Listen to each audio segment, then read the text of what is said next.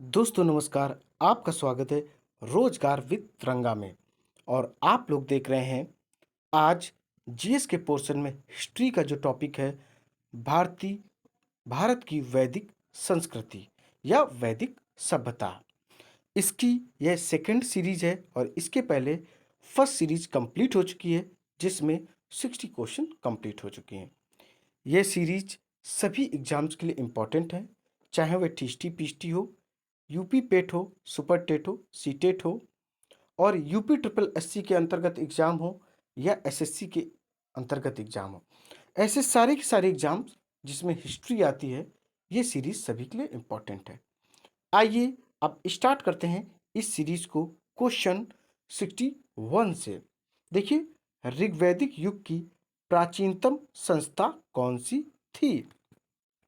सभा, समिति, विदत और परिषद। करेक्ट आंसर हो जाएगा इसका थर्ड ऑप्शन। यह आर्यों की सर्व प्राचीन संस्था थी। इसे जनसभा भी कहा जाता था। रॉथ के अनुसार विदत संस्था सैनिक, असैनिक तथा धार्मिक कार्यों से संबंधित थी। इसी कारण केपी जायसवाल विदत को एक मौलिक बड़ी सभा मानते हैं। रामशरण शर्मा इसे आर्यों की प्राचीनतम संस्था मानते हैं।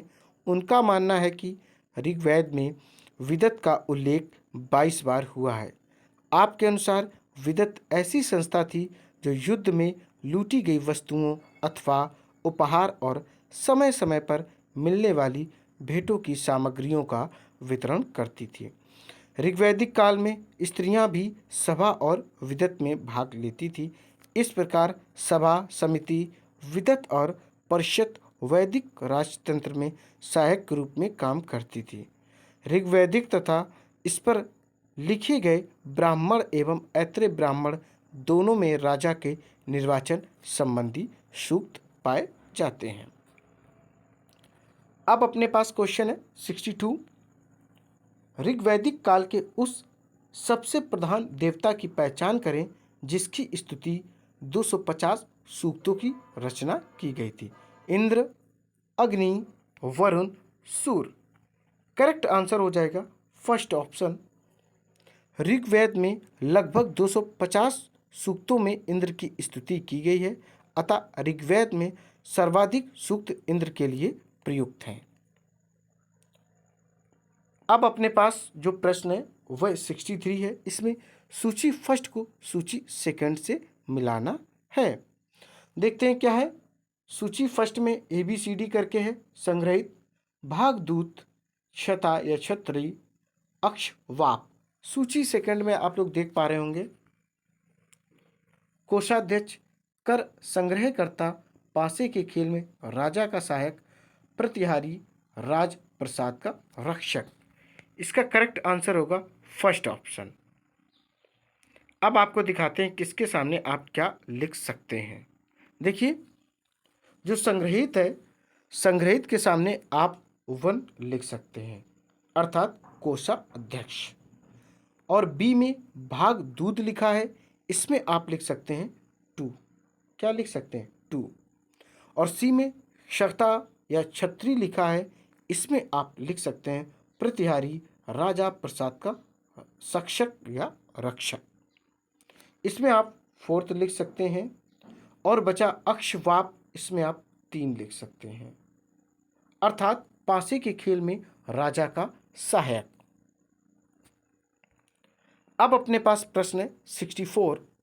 निम्नलिखित में से किसे भारतीय परमाणुवाद का जनक कहा जाता है?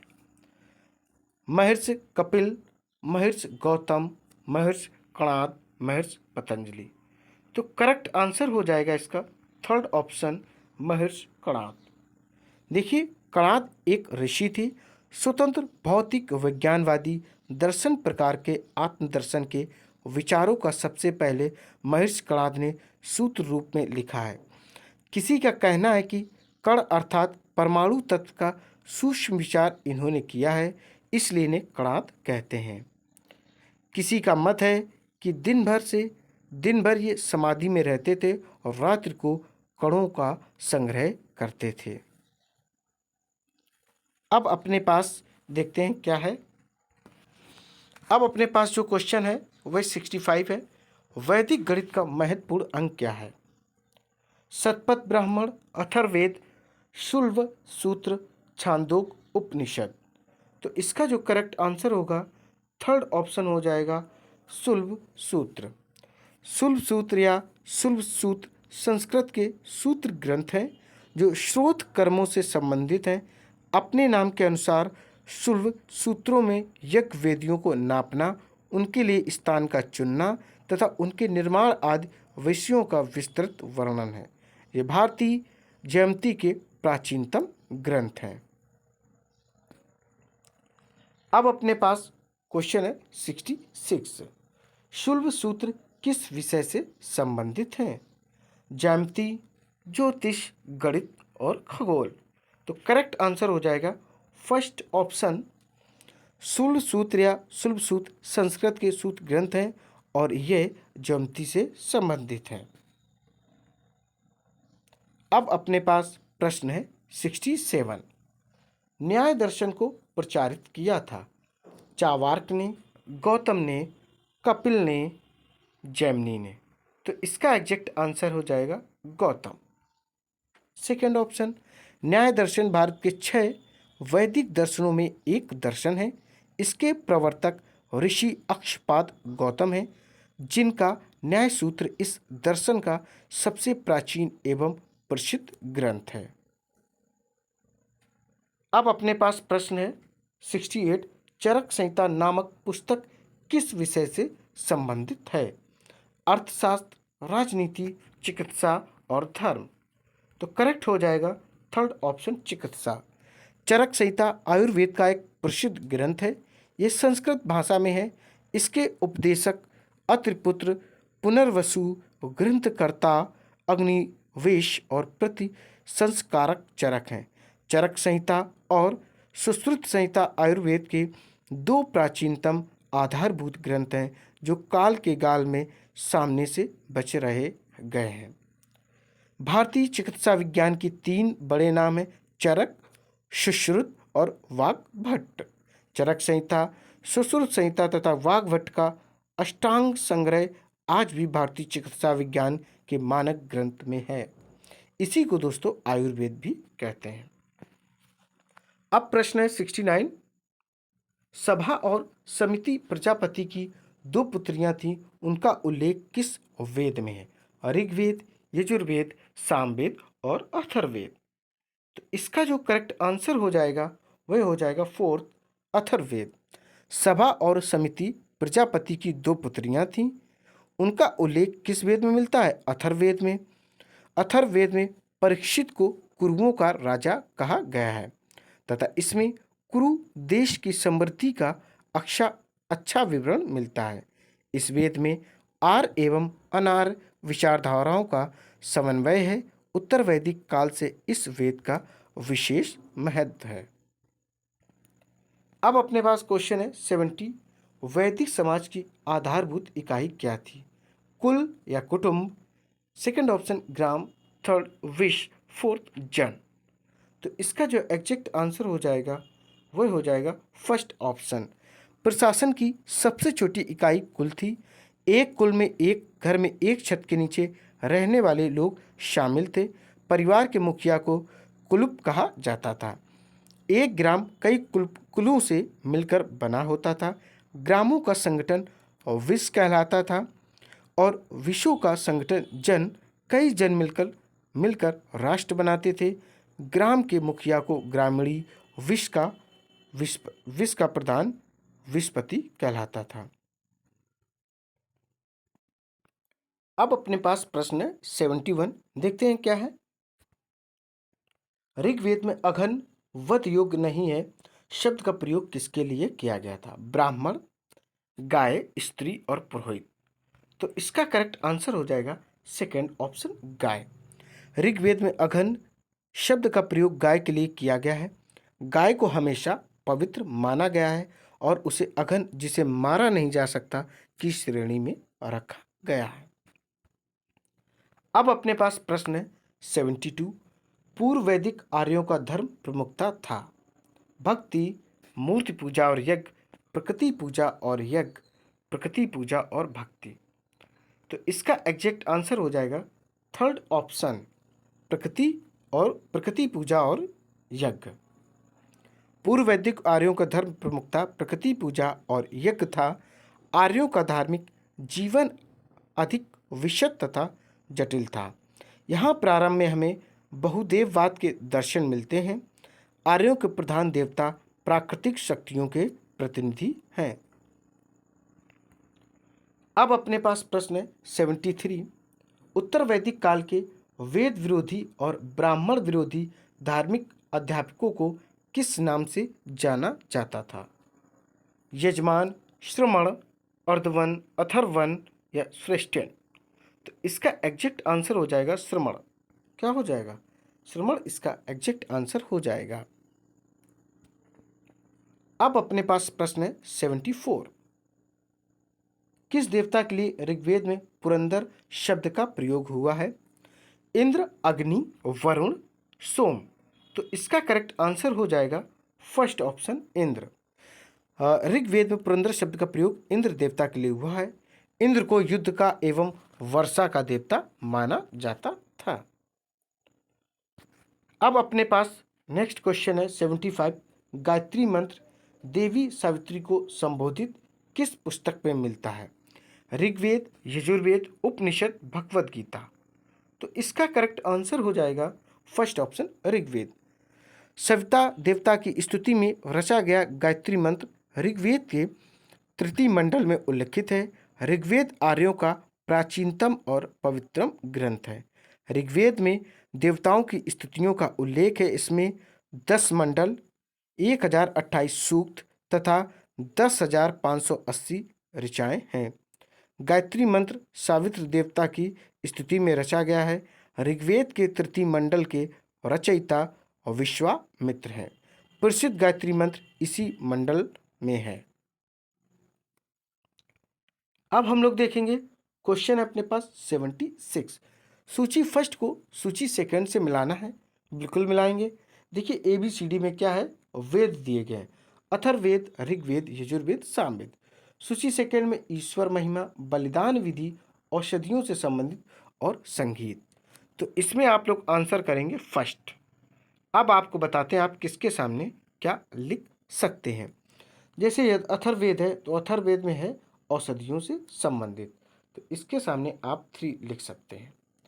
अब बात करें ऋग्वेद की, तो ऋग्वेद में डियर स्टूडेंट्स है ईश्वर की महिमा। क्या है? ईश्वर की महिमा, इसमें फर्स्ट लिख सकते हैं। अब यजुर्वेद देखें तो यजुर्वेद में है बलिदान विधि, तो इसमें 2 लिख सकते हैं।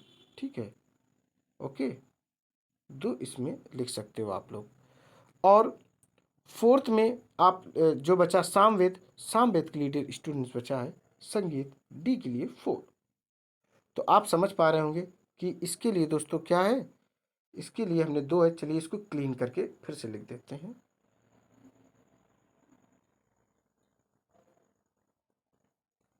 दो, ये रहा। चलिए अब देखते हैं अगला क्वेश्चन है अपने पास 77। तो है कौन सा वेद अंशतः गद्य रूप में रचित है? ऋग्वेद, यजुर्वेद, सामवेद, अथर्ववेद। तो करेक्ट आंसर हो जाएगा यजुर्वेद। सेकंड ऑप्शन करेक्ट हो जाएगा। यजुर्वेद हिंदू धर्म का एक महत्वपूर्ण श्रुति धर्म ग्रंथ है और 4 वेदों में से एक है।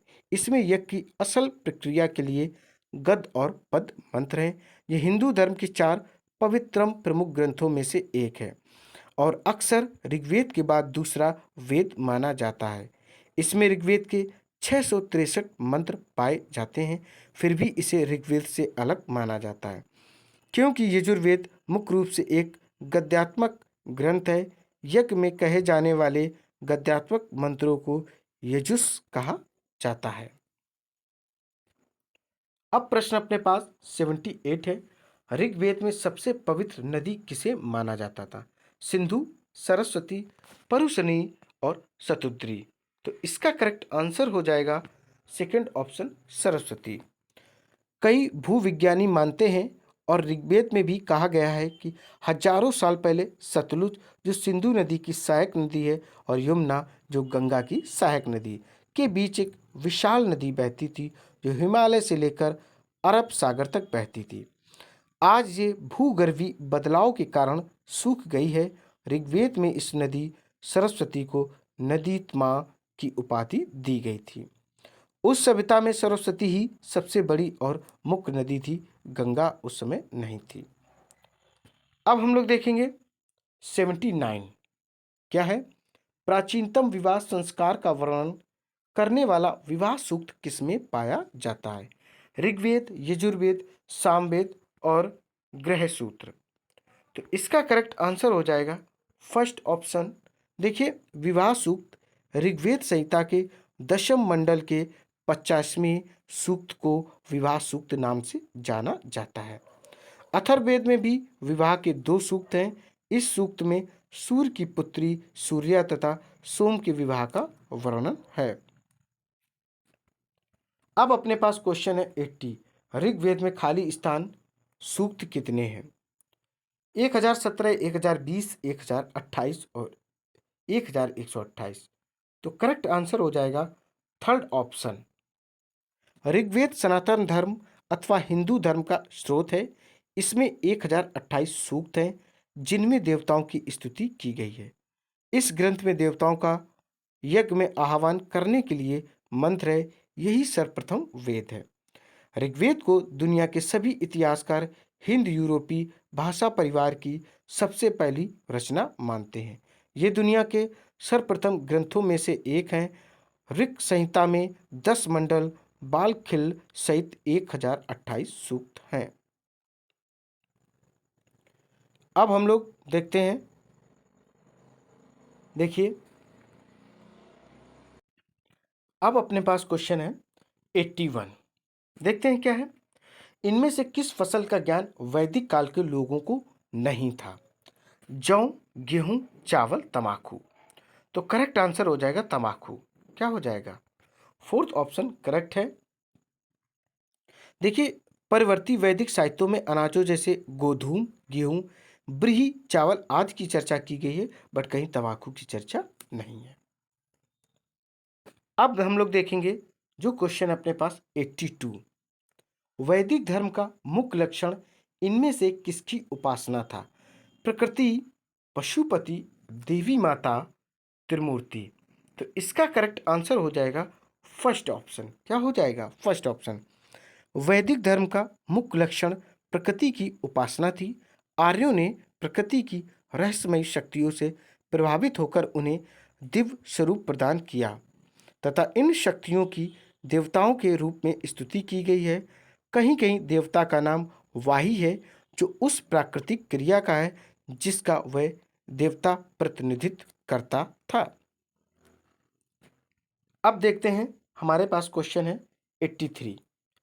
एशिया माइनर स्थिति बुगास कोई का महत्व इसलिए है कि फर्स्ट ऑप्शन है, वहाँ जो अभिलेख प्राप्त हुए हैं उनमें 4 वैदिक देवताओं इंद्र, वरुण, मित्र, नासत का उल्लेख मिलता है। सेकंड ऑप्शन है, मध्य एशिया व तिब्बत के बीच एक महत्वपूर्ण व्यापारिक केंद्र था। थर्ड ऑप्शन है, वेद के मूल ग्रंथ की रचना यहीं हुई थी। फोर्थ ऑप्शन है, इनमें से कोई नहीं। तो करेक्ट आंसर हो जाएगा फर्स्ट ऑप्शन। बोगास कोई एशिया माइनर में स्थित एक ऐतिहासिक स्थान है, जहां से महत्वपूर्ण पुरातत्व संबंधी अवशेष प्राप्त हुए हैं। वहां के शिलालेखों में जो 14वीं शताब्दी ईसा पूर्व को बताए जाते हैं, इंद्र, दशरथ और आर्ततम आदि आर्य नामधारी राजाओं का उल्लेख है तथा इंद्र, वरुण और नासत आदि आर्य देवताओं से संधियों का साक्षी होने की प्रार्थना की गई है। इस प्रकार बोगास कोई से आर्यों के निष्क्रमण मार्गों का संकेत मिलता है। अब प्रश्न हम लोग 84 देखेंगे। कर्म का सिद्धांत संबंधित है न्याय से, मीमांसा से, वेदांत से, वैशेषिक से। तो करेक्ट आंसर हो जाएगा सेकंड ऑप्शन, मीमांसा से। कर्म का सिद्धांत मीमांसा से संबंधित है। मीमांसा दर्शन हिंदुओं के 6 दर्शनों में से एक है। इस शास्त्र को पूर्व मीमांसा और वेदांत को उत्तर मीमांसा भी कहा जाता है। अब अपने पास अगला प्रश्न है 85। आर्य भारत में संभवतः आए थे यूरोप से, मध्य एशिया से, पूर्वी एशिया से, अन्य क्षेत्र से। तो करेक्ट आंसर हो जाएगा सेकंड ऑप्शन, मध्य एशिया से। मैक्स मूलर के अनुसार आर्यों का मूल निवास स्थान मध्य एशिया को माना जाता है। आर्यों द्वारा निर्मित सभ्यता वैदिक सभ्यता कहलाई। अब जो हमारे पास प्रश्न है, प्राचीनतम पुराण है मत्स्य पुराण, भागवत पुराण, विष्णु पुराण, वायु पुराण। तो करेक्ट आंसर हो जाएगा फर्स्ट ऑप्शन, मत्स्य पुराण। मत्स्य पुराण में भगवान श्री हरि के मत्स्य अवतार की मुख्य कथा के साथ अनेक तीर्थ, व्रत, यज्ञ, दान आदि का विस्तृत वर्णन किया गया है। इसमें जल प्रलय, मत्स्य व मनु के संवाद, राजधर्म, तीर्थ यात्रा, दान, महात्म्य, प्रयाग महात्म्य, काशी महात्म्य, नर्मदा महात्म्य, मूर्ति निर्माण महात्म्य एवं त्रिदेवों की महिमा आदि पर विशेष प्रकाश डाला गया है। 14,000 श्लोकों वाला यह पुराण भी एक प्राचीन ग्रंथ है। अब देखते हैं 87। हरियाणा प्रांत में चित्रित धूसर मृदभांड स्थल किस स्थान पर हाल में किए गए उत्खननों से प्रकाश में आया है? आलमगीरपुर, भगवानपुर, हस्तिनापुर, कुरुक्षेत्र।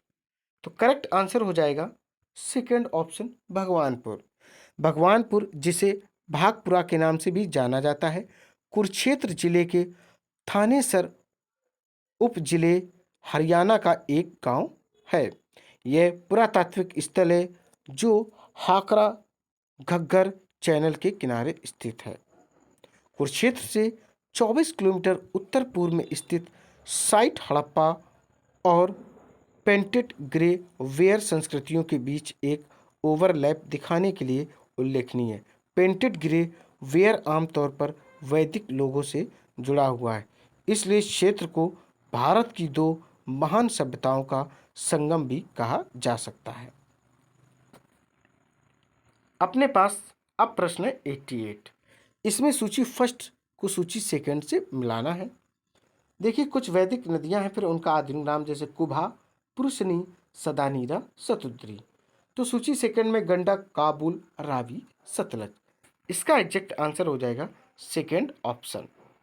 देखिए, अब आपको लिखते किसके सामने क्या लिखना है बताते हैं। जैसे कुभा, तो कुभा जो वैदिक नदी है, क्या है दोस्तों, ये एक वैदिक नदी है और यह इसको आधुनिक नाम किस नाम से जानते हैं? काबुल के नाम से जानते हैं। तो इसके सामने 2 लिख दो। क्या लिख दो दोस्तों? 2 लिख दो। और पुरुषनी की बात करें तो पुरुषनी को वर्तमान में जानते हैं रावी के नाम से। पुरुषनी मतलब रावी, तो 3 लिख सकते हो। अब आप देख पा रहे होंगे सदानीरा। सदानीरा को किस नाम से जानते हैं? तो इसको जानते हैं सदानीरा को गंडक। तो सदानीरा के सामने 1 लिख दो। अब बचा सतुद्री, तो सतुद्री को डियर स्टूडेंट्स कहते हैं सतलुज। 4 के सामने 4 लिख सकते हो आप लोग, ठीक है। अब आगे आते हैं। आगे जो अपने पास प्रश्न है वह है 89। देखिए, प्रारंभिक आर्यों के बारे में निम्न कथनों में से कौन सा सही नहीं है? वे संस्कृत बोलने वाले थे, वे घुड़सवारी किया करते थे, वे कई झुंडों में भारत पहुँचे थे, वे मुख्यतः नगरों में निवास करते थे। तो गलत जो सेंटेंस है वह फोर्थ ऑप्शन हो जाएगा। क्या हो जाएगा? फोर्थ ऑप्शन इसका हो जाएगा। देखिए, आर्यों द्वारा विकसित सभ्यता ग्रामीण सभ्यता थी। आर्यों की भाषा संस्कृत थी। आर्यों के प्रशासनिक इकाई आरोही क्रम में इन 5 भागों में बटा था: कुल, ग्राम, विश, जन, राष्ट्र। ग्राम के मुखिया को ग्रामीणी, विश का प्रधान विशपति एवं जन के शासक जो होते थे राजन कहलाते थे। अब अपने पास जो क्वेश्चन है वह 90 नंबर है। पुराणों की संख्या कितनी है? 18, 19, 20 और 21। करेक्ट आंसर हो जाएगा फर्स्ट ऑप्शन 18। ठीक है, अगर पुराणों की बात करें तो कितने पुराण हैं? देखिए आपको नाम बताए देते हैं। ब्रह्म पुराण, पद्म पुराण, विष्णु पुराण, वायु पुराण, भागवत पुराण, नारद पुराण, मार्कंडेय पुराण, अग्नि पुराण, भविष्य पुराण, ब्रह्मवर्ते पुराण, लिंग पुराण, वारा पुराण, स्कंद पुराण, वामन पुराण, कूर्म पुराण, मत्स्य पुराण, गरुड़ पुराण, ब्रह्मांड पुराण। तो इतने कितने हैं? ये टोटल पुराण 18 हो गए। अब अपने पास क्वेश्चन है, आप लोग देख पा रहे होंगे 91। किस काल में अछूत की अवधारणा स्पष्ट रूप से उदित हुई है? ऋग्वैदिक काल में, उत्तर वैदिक काल में, उत्तर गुप्त काल में, धर्मशास्त्र के काल में। तो करेक्ट आंसर हो जाएगा फोर्थ, आप लोग देख पा रहे हैं धर्मशास्त्र के काल में। उत्तर वैदिक काल तक साम्राज्य स्पष्ट रूप से 4 वर्णों में विभाजित हो चुका था। ये 4 वर्ण ब्राह्मण, क्षत्रिय, वैश्य, शूद्र। इस काल में वर्ण व्यवस्था कर्म पर आधारित न रहकर जाति पर आधारित हो गई। उत्तर वैदिक काल में यज्ञोप वीत संस्कार का अधिकार शूद्रों को नहीं था। तैत्रीय ब्राह्मण के उल्लेख के आधार पर ब्राह्मण सूत का, क्षत्रिय सन का और वैश्य ऊन का यज्ञोप वीत धारण करता था। ब्राह्मणों का उपनयन संस्कार बसंत ऋतु, क्षत्रियों का ग्रीष्म ऋतु, वैश्यों का शीत ऋतु में होने का विवरण मिलता है। ऐत्रेय ब्राह्मण में सर्वप्रथम चारों वर्णों के कर्मों के विषय में विवरण मिलता है। ब्राह्मणों को आदाई दान देने वाला, सोपाई एवं स्वेच्छा से भ्रमणशील कहा गया है। क्षत्रिय अथवा राजा भूमि का मालिक, प्रजा का सेवक एवं देश का रक्षक होता था। प्रायः ब्राह्मणों और क्षत्रियों के बीच श्रेष्ठता हेतु प्रतियोगिता होती रहती थी। अगला प्रश्न है 92। निम्नलिखित में कौन प्रस्थान त्रयी में शामिल नहीं है? भागवत, भगवत गीता, ब्रह्मसूत्र, उपनिषद।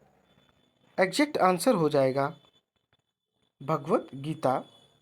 देखिए श्रीमद् भगवत गीता, ब्रह्मसूत्र तथा उपनिषदों को सामूहिक रूप से प्रस्थान त्रयी कहा गया है, जिनमें प्रवृत्ति और निवृत्ति दोनों मार्गों का तात्विक विवेचन है। ये वेदांत के 3 मुख्य स्तंभ माने जाते हैं। इनमें उपनिषदों को श्रुति प्रस्थान, भगवत गीता को स्मृति स्थान प्रस्थान और ब्रह्म सूत्रों को न्याय प्रस्थान कहते हैं। प्राचीन काल में भारतवर्ष में जब कोई गुरु अथवा आचार्य अपने मत का प्रतिपादन एवं उसकी प्रतिष्ठा करना चाहता था तो उसके लिए सर्वप्रथम वह इन तीनों पर भाष्य लिखता था। निम्बकाचार्य आदि, शंकराचार्य, रामानुजाचार्य, मध्वाचार्य आदि बड़े बड़े गुरुओं ने ऐसा करके ही अपने मत का प्रतिपादन किया है। अब अपने पास प्रश्न है 93। ऋग्वेद में कुल कितने मंडल हैं? 7, 8, 9, 10। तो करेक्ट आंसर हो जाएगा 10। क्या हो जाएगा? फोर्थ ऑप्शन इसका करेक्ट हो जाएगा। ऋग्वेद सनातन धर्म अथवा हिंदू धर्म का स्रोत है। इसमें 1028 सूक्त हैं, जिनमें देवताओं की स्तुति की गई है। इस ग्रंथ में देवताओं का यज्ञ में आह्वान करने के लिए मंत्र है। यही सर्वप्रथम वेद है। ऋग्वेद को दुनिया के सभी इतिहासकार हिंद यूरोपीय भाषा परिवार की सबसे पहली रचना मानते हैं। ये दुनिया के सर्वप्रथम ग्रंथों में से एक है। ऋग संहिता में 10 मंडल, बालखिल सहित 1028 सूक्त, वेद मंत्रों के समूह को सूक्त कहा जाता है, जिसमें एक दैवत तथा एकार्थ का ही प्रतिपादन रहता है। ऋग्वेद के सूक्त विविध देवताओं की स्तुति करने वाले भाव भरे गीत हैं। इनमें भक्ति भाव की प्रधानता है। यद्यपि ऋग्वेद में अन्य प्रकार के सूक्त भी हैं, परंतु देवताओं की स्तुति करने वाले स्रोतों की प्रधानता है। अब अपने पास प्रश्न आप लोग देख पा रहे होंगे 94 है। क्या है? 94 है आदि काव्य की संज्ञा किसे दी जाती? रामायण, महाभारत, गीता और भागवत पुराण। तो करेक्ट आंसर हो जाएगा रामायण। देखिए, रामायण कवि वाल्मीकि द्वारा लिखा गया संस्कृत का एक अनुपम महाकाव्य है। इसमें 24,000 श्लोक हिंदू स्मृति का वह अंग है जिसके माध्यम से रघुवंश के राजा राम की गाथा कही गई है। रामायण के 7 अध्याय हैं जो कांड के नाम से जाने जाते हैं। अग्निदेव कहते हैं, वशिष्ठ जी देवर्षि नारद से यह कथा सुनकर महर्षि वाल्मीकि ने विस्तार पूर्वक रामायण नामक महाकाव्य की रचना की है। जो कोई भी इसके प्रसंग सुनता है वह स्वर्ग लोक को जाता है, ऐसी मान्यता है। अब अपने पास प्रश्न है 95। उत्तर वैदिक काल से संबंधित मृदभांड संस्कृति है। गेरु वर्णी मृदभांड संस्कृति, चित्रित धूसर मृदभांड संस्कृति, ए और बी दोनों, और इनमें से कोई नहीं। तो करेक्ट आंसर हो जाएगा सेकेंड ऑप्शन, चित्रित धूसर मृदभांड पश्चिमी गंगा के मैदान और भारतीय उपमहाद्वीप पर घग्गर हकरा घाटी के लौह युग की भारतीय संस्कृति है, जो लगभग 1200 ईसा पूर्व से शुरू होकर 600 ईसा पूर्व तक चली थी।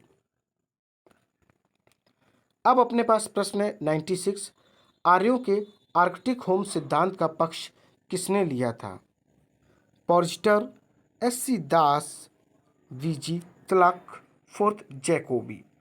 तो इसका करेक्ट आंसर हो जाएगा थर्ड ऑप्शन, बी.जी. तिलक। बी.जी. तिलक अर्थात बाल गंगाधर तिलक ने खगोलीय गणनाओं के आधार पर आर्यों का आगमन आर्कटिक क्षेत्र से होना बताया है। अब अपने पास प्रश्न 97। आर्य शब्द का शाब्दिक अर्थ क्या है? वीर या योद्धा, श्रेष्ठ या कुलीन, यज्ञकर्ता या पुरोहित, विद्वान। तो इसका एग्जैक्ट आंसर हो जाएगा श्रेष्ठ या कुलीन। देखिए, श्रेष्ठ या कुलीन होता आर्य शब्द अर धातु से बना है, जिसका अर्थ है जो संस्कार द्वारा श्रेष्ठता स्थापित कर लिया हो। मैक्स मूलर ने आर्यों का भारत आना मध्य एशिया से माना है।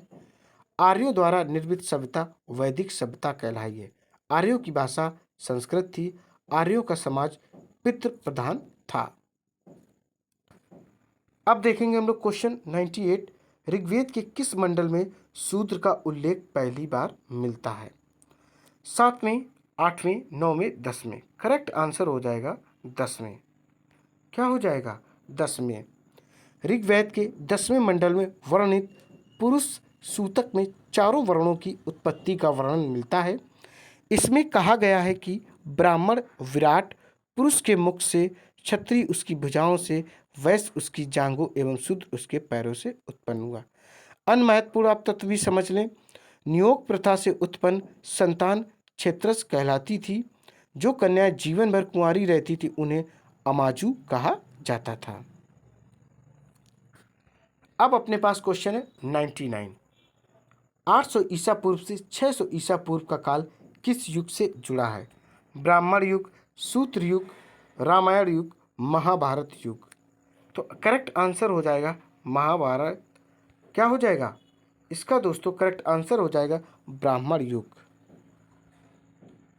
अब देखते हैं हम लोग अगला प्रश्न।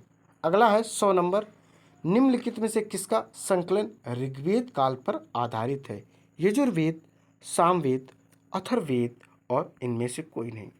तो करेक्ट आंसर हो जाएगा सामवेद। क्या हो जाएगा? सामवेद।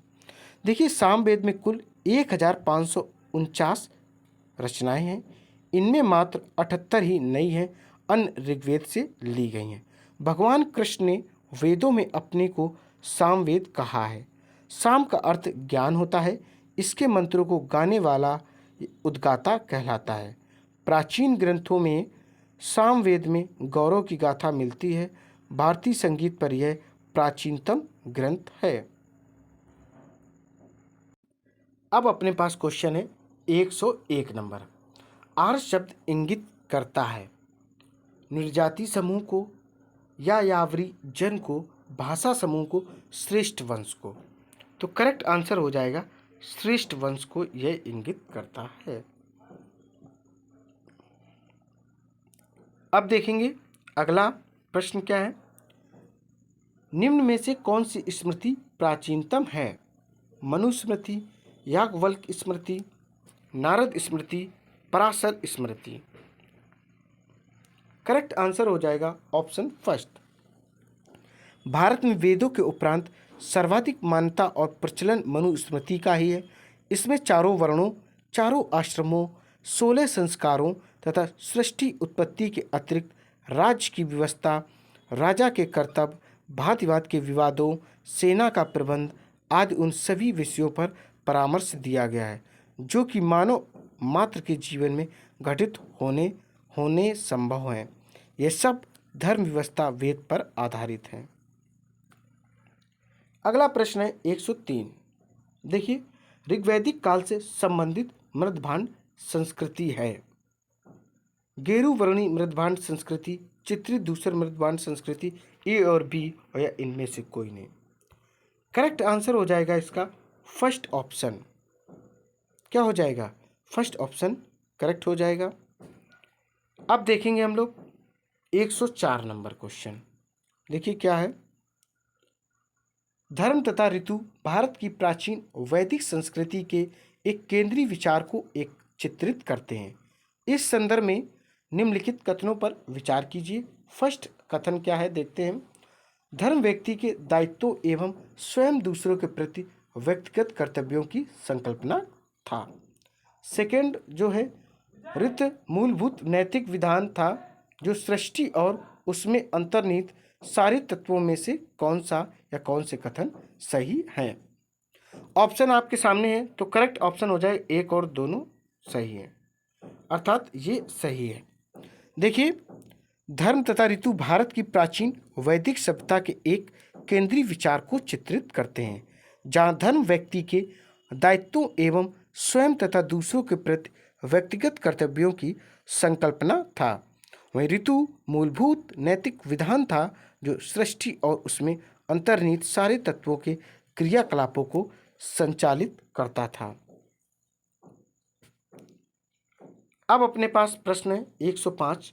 उत्तर वैदिक संस्कृति का काल किसे माना जाता है? 1500 से 1000 ईसा पूर्व, 1000 से 600 ईसा पूर्व, 600 से 600 और इनमें से कोई नहीं। तो करेक्ट आंसर हो जाएगा सेकेंड ऑप्शन। ऋग्वैदिक काल का 1500 से 1000 ईसा पूर्व है और उत्तर वैदिक काल का 1000 से 600 ईसा पूर्व है। देखते हैं अगला है 106। ऋग्वेद में संपत्ति का प्रमुख रूप क्या है? गोधन, भूमि, ए और बी दोनों, इनमें से कोई नहीं। करेक्ट आंसर हो जाएगा गोधन। क्या हो जाएगा? गोधन।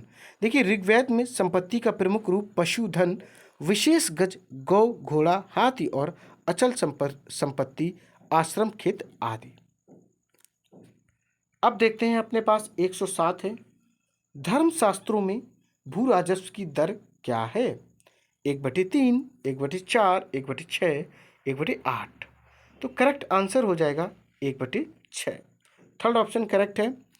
धर्मशास्त्रों में बताया गया है कि राजा अपने द्वारा किए गए कार्यों, समान जैन की सुरक्षा और कल्याणकारी सेवा आदि के बदले उपज का 6वां हिस्सा अपनी वृद्धि के रूप में प्राप्त करेगा। अब प्रश्न है अपने पास 108। भारत के किस स्थल की खुदाई से लौह धातु के प्रचलन के प्राचीनतम प्रमाण मिले हैं? तक्षशिला, अतरंजी खेड़ा, कौशाम्बी और हस्तिनापुर। करेक्ट आंसर हो जाएगा अतरंजी खेड़ा। अतरंजी खेड़ा उत्तर प्रदेश के एटा जिला के अंतर्गत गंगा की सहायक काली नदी के तट पर स्थित एक प्रागैतिहासिक स्थल है। इस स्थल की खोज 1961 और 62 ईस्वी में अलेक्जेंडर कनिंघम ने की थी।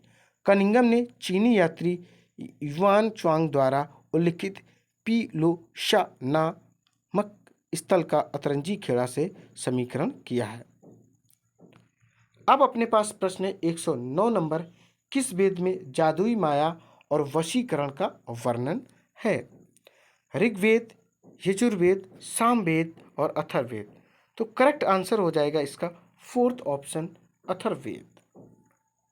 देखिए, अथर्ववेद की भाषा और स्वरूप के आधार पर ऐसा माना जाता है कि इस वेद की रचना सबसे बाद में हुई थी।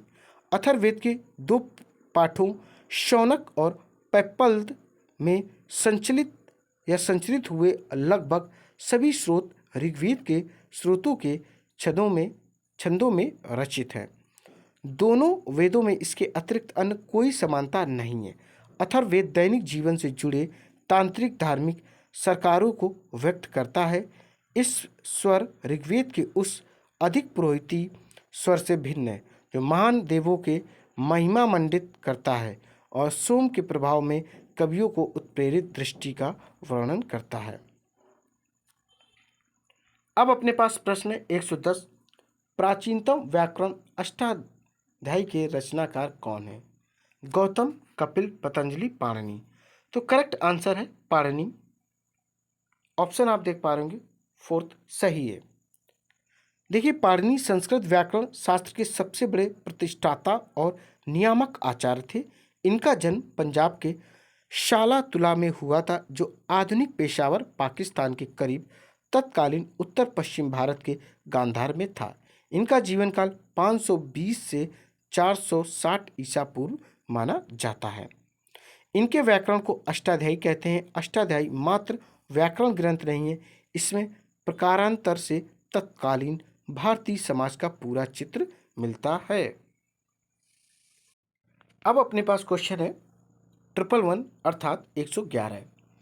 3 ऋण में शामिल नहीं है: देव ऋण, पितृ ऋण, ऋषि ऋण, मातृ ऋण। तो करेक्ट आंसर हो जाएगा इसका फोर्थ ऑप्शन। देखिए, व्याख्या समझिए। देव ऋण, ऋषि ऋण और पितृ ऋण, कहीं कहीं पर ब्रह्मा के ऋण का उल्लेख भी मिलता है। इस तरह 4 ऋण हो जाते हैं, बट मातृ ऋण की कोई चर्चा नहीं है। अब देखेंगे हम लोग 112।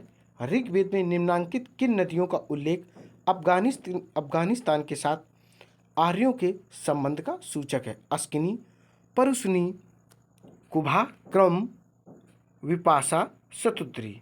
तो करेक्ट आंसर हो जाएगा ऑप्शन सी। देखिए, काबुल की नदी एक 700 किलोमीटर लंबी नदी है, जो अफगानिस्तान में हिंदू कुश पर्वतों की संकलाक श्रृंखला से शुरू होकर पाकिस्तान के अटक शहर के पास सिंधु नदी में विलय हो जाती है। काबुल नदी पूर्वी अफगानिस्तान की मुख्य नदी है और इसका जल संभर है हेलमंद की नदी के जल संभर क्षेत्र से उनई दर्रे द्वारा विभाजित है। अब अपने पास प्रश्न है 113। पूर्व वैदिक या ऋग्वैदिक संस्कृति का काल किसे माना जाता है? तो इसका करेक्ट आंसर हो जाएगा ऑप्शन फर्स्ट। क्या हो जाएगा? ऑप्शन फर्स्ट 1500 ईसा पूर्व से 1000 ईसा पूर्व। अब अपने पास प्रश्न है 114 नंबर। कृष्ण भक्ति का प्रथम और प्रधान ग्रंथ है महाभारत, श्रीमद् भागवत गीता, गीत गोविंद, इनमें से कोई नहीं। करेक्ट आंसर हो जाएगा ऑप्शन सेकेंड, जो कि आप देख पा रहे होंगे। देखिए, कृष्ण भक्ति का प्रथम और प्रधान ग्रंथ श्रीमद् भागवत गीता में तो है ही। श्रीमद् भगवत गीता के श्लोक में मनुष्य जीवन की हर समस्या का उसमें हल छिपा हुआ है। अब देखेंगे प्रश्न 115। प्रसिद्ध 10 राजाओं का युद्ध दशराज युद्ध किस तट पर लड़ा गया था? गंगा, ब्रह्मपुत्र, कावेरी, परशुनी। करेक्ट आंसर हो जाएगा परशुनी, जो कि फोर्थ ऑप्शन में है। भरत वंश के राजा सुदास तथा अन्य 10 जनों पुरु, यदु, तुर्वस, अनु, द्रहु, अनिल, पक, भलानस, विषाणिनी और शिव के मध्य दशराज युद्ध परशुनी नदी, जो कि वर्तमान में रावी के नाम से प्रसिद्ध है, के किनारे लड़ा गया, जिसमें सुदास को विजय मिली। कुछ समय पश्चात पुरुओं और भरतों के बीच मैत्री संबंध स्थापित होने से एक नवीन वंश कुरु वंश की स्थापना हुई। अगला प्रश्न है अपने पास 116 नंबर। कपिल मुनि द्वारा प्रतिपादित दार्शनिक प्रणाली है पूर्व मीमांसा, सांख्य दर्शन, न्याय दर्शन और उत्तर मीमांसा। करेक्ट आंसर हो जाएगा सेकेंड ऑप्शन, सांख्य दर्शन। कपिल प्राचीन भारत के एक प्रभावशाली मुनि थे। इन्हें सांख्य शास्त्र अर्थात तत्व पर आधारित ज्ञान के प्रवर्तक के रूप में जाना जाता है, जिसके मान अर्थों के अनुसार विश्व का उद्भव विकासवादी प्रक्रिया से हुआ है। कई लोग इन्हें अनिश्वरवादी मानते थे, लेकिन गीता में इन्हें श्रेष्ठ मुनि कहा गया है। कपिल ने सर्वप्रथम विकासवाद का प्रतिपादन किया और संसार को एक क्रम के रूप में देखा। अब अपने पास प्रश्न है 117 नंबर। ऋग्वेद के किन 6 मंडलों को वंश मंडल या गोत्र मंडल कहा जाता है? तो देखेंगे दूसरे मंडल से 7वें मंडल तक, पहले से 6ठे मंडल तक, तीसरे मंडल से 8वें तक, चौथे से 9वें तक। तो इसका करेक्ट आंसर हो जाएगा फर्स्ट ऑप्शन। क्या हो जाएगा? First option. अब हम लोग देखेंगे अगला प्रश्न जो कि 118 है। सूची फर्स्ट को सूची सेकंड से हमें मिलाना है। देखिए सूची फर्स्ट में क्या है? शिक्षा, कल्पसूत्र, निरुक्त, छंद। अब आप सूची सेकंड में देख पा रहे होंगे ध्वनि शास्त्र, कर्मकांड, शब्द व्युत्पत्ति शास्त्र या भाषा शास्त्र और छंद शास्त्र। तो इसका जो करेक्ट आंसर हो जाएगा वह हो जाएगा ऑप्शन फर्स्ट। देखिए इसके सामने 1 लिख दो, फिर 2 लिख दो, फिर 3 लिख दो, फिर 4 लिख दो। यही इसका एक सीक्वेंस है और करेक्ट आंसर है। अगला प्रश्न अपने पास है, इसमें भी सूची है। दोस्तों क्या है? सूची है। देखिए सूची फर्स्ट को सूची सेकंड से सुमेलित करना है। ABCD पढ़े। गंधर्व विवाह, असुर विवाह, राक्षस विवाह, पैशाच विवाह। सूची सेकंड में प्रेम विवाह है और सेकंड पॉइंट में कन्या को खरीद कर किया गया विवाह है। थर्ड पॉइंट है पराजित राजा की कन्या या अपहरण की गई कन्या के साथ विवाह। फोर्थ जो आपका दिया गया है सोई हुई अवस्था में कन्या को गुमराह कर या मानसिक रूप से अस्वस्थ कन्या को गुमराह कर उसके साथ किया गया विवाह है। तो इसमें क्या हो जाएगा? इसमें फर्स्ट ऑप्शन करेक्ट हो जाएगा। बताते हैं कैसे करना है। इसमें भी 1, देखिए दोस्तों थोड़ी सी लंबी लाइन हो गई है। चलिए फटाफट क्लीन करके अभी आपको बताते हैं कैसे लिखना है। देखिए 1 लिख दें, 2 लिख दें, 3 लिख दें और 4 लिख दें। ये इसका सिस्टम है। ठीक है दोस्तों।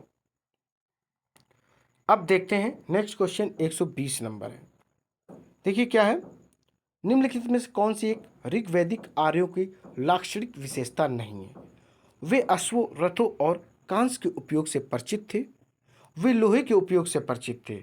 वे गौ से परिचित थे जो संपत्ति का सर्वाधिक महत्वपूर्ण रूप थी। वे ताम्र और आधुनिक हल फाल के उपयोग से परिचित थे। करेक्ट आंसर हो जाएगा इसका सेकेंड ऑप्शन। दोस्तों ये सीरीज यहीं पर कंप्लीट होती है। इसे अधिक से अधिक लाइक करें, शेयर करें और मेरे चैनल को सब्सक्राइब करें। दोस्तों जय हिंद, जय भारत।